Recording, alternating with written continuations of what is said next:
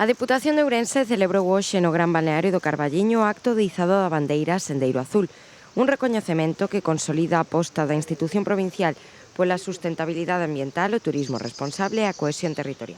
Ter este medio ambiente e ter realmente esta potencialidade termal e ter esta natureza como temos.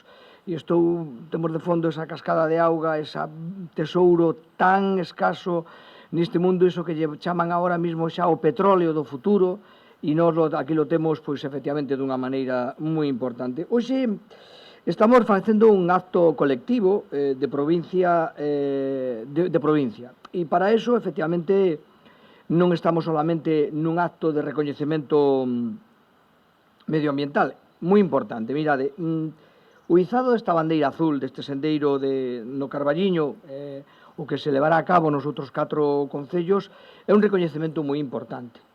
O acto comezou cun percorrido polos sendeiros da contorna e continuou coa sinatura dos convenios de colaboración entre a Deputación e os concellos de Arnoia, Cenlle, Lobios, o Carballiño e Ribadavia, co obxectivo de garantir a conservación, mellora e promoción destes itinerarios naturais.